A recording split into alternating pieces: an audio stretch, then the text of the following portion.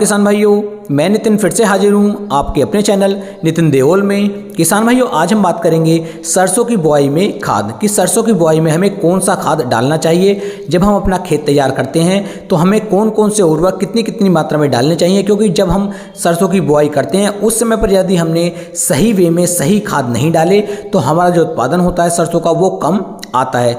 यदि इस समय पर हमारे उर्वरक सही डलते हैं तो किसान भाइयों, हमारी सरसों के पौधे पर ब्रांचेस ज़्यादा आती हैं, फलियां ज़्यादा बनती हैं, और जितनी ज़्यादा फलियां बनेंगी, जितनी ज़्यादा ब्रांचेस बनेंगी, उतना ज़्यादा उत्पादन सरसों की फसल हमें निकाल करके दे सकती है। तो आपको इस चीज़ का बहुत ही खास ध्यान रखना है। अब बात कर लेते हैं सरसों की जो बुआई है ये हमें किस समय से लेके किस समय तक करनी चाहिए। तो किसान भाई, सरसों की बुआई का जो बिल्कुल निश्चित और सही समय है वो 15 सितंबर से लेके 15 अक्टूबर तक यदि आप सरसों की बुआई कर लेते हैं तो ये इसका एक वैज्ञानिक समय है, यानी कि इस समय पर बुआई करने पर काफ़ी अच्छा उत्पादन ये आपको निकाल करके दे सकती है। किसान भाई, यदि अभी तक आपने अपने भाई के चैनल को सब्सक्राइब नहीं किया है तो आपसे हाथ जोड़कर निवेदन है कि चैनल को सब्सक्राइब कर लें, जिससे कि आने वाली वीडियो की नोटिफिकेशन आपको जल्द से जल्द मिल सके। अब किसान भाई, बात कर लेते हैं बीज आपको कितना लेना होगा। तो यदि आप हाइब्रिड बीज ले रहे हैं तो हाइब्रिड बीज आपको 1 किलोग्राम प्रति एकड़ के हिसाब से लेना होगा और किसान भाई तब इसकी बुआई करनी होगी।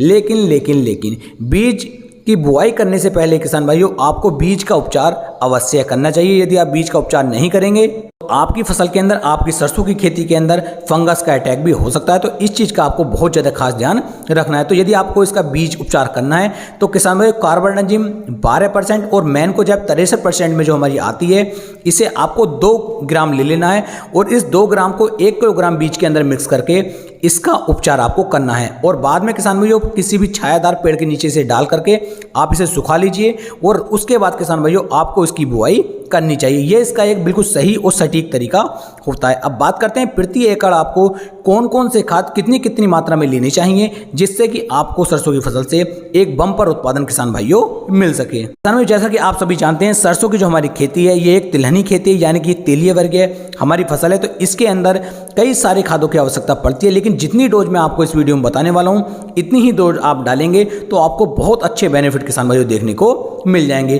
तो इसमें आपको सबसे पहले ले लेना है यूरिया, और यूरिया की मात्रा जो किसान भाइयों आपको सरसों की बुआई में लेनी है वो 35 से लेके 40 किलोग्राम आपको यूरिया लेना चाहिए। यूरिया यदि यहाँ पर आप लेंगे तो स्टार्टिंग से ही आपके पौधे की जो है ग्रोथ होकर के चलेगी और पौधा आपका स्टार्टिंग से ही हरा भरा निकल करके चलेगा। इसके साथ साथ किसान भाइयों आपको लेनी है सिंगल सुपर फास्फेट, और सिंगल सुपर फास्फेट की मात्रा यहाँ पर 100 से लेके 120 किलोग्राम प्रति एकड़ के हिसाब से लेनी चाहिए, क्योंकि इसके अंदर सल्फर पहले से मौजूद होती है और हमारी जितनी भी तिलहनी फसलें होती हैं इन्हें सल्फर की काफ़ी ज़्यादा आवश्यकता किसान भाइयों पड़ती है।